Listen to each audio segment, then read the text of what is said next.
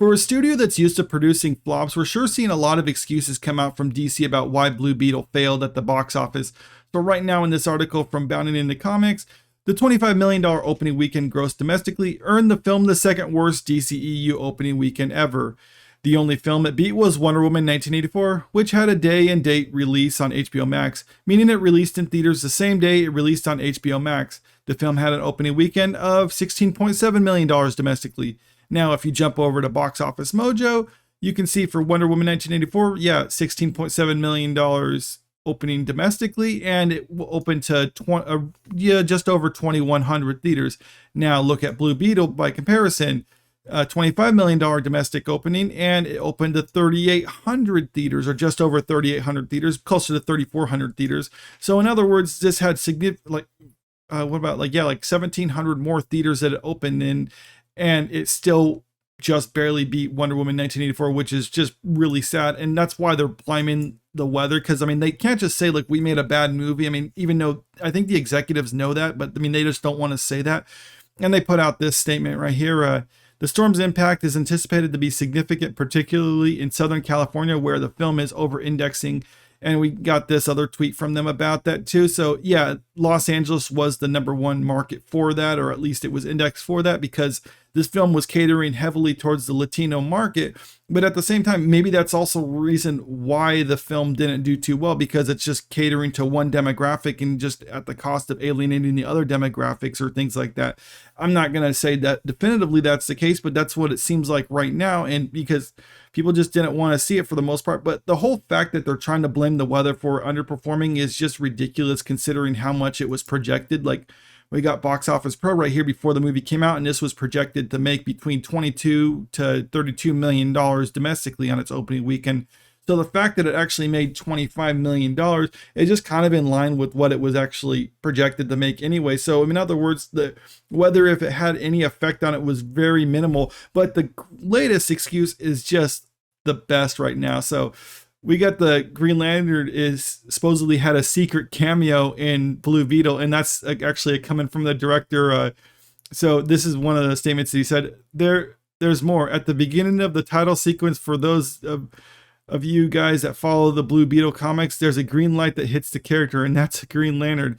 If you didn't catch it, watch it again.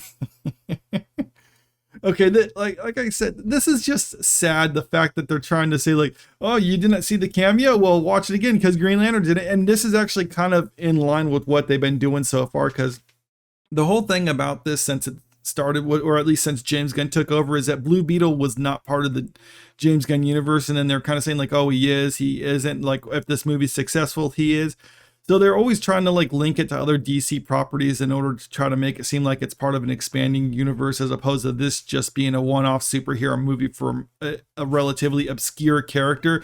And this, I don't get why they're trying to do this. I mean, I'm not saying like a cameo or whatever is not enough to bring people back. I mean, because personally, like, back in 2008, I watched the first Iron Man movie, and I didn't know at the time that you're supposed to stay till after the credits. So I left, and people were like, friends who saw it, they were like, no, you got to stay till after the credits, just wait. And they wouldn't tell me what it was. They actually kept it secret. And like, but at the same time, I went back and saw it, and that's when I first saw about the Avengers and things like that, which is really cool. But at the same time, it's like, I only went back and saw it because I liked the movie. If I thought it was just like a mediocre movie, I would be like, yeah, whatever, I don't care. But since I pretty much wanted to go back and see it again anyway, it was more or less me saying like, okay, I'm going to go back and see it. And next time I'm going to make sure I stay till after the credits. So I did.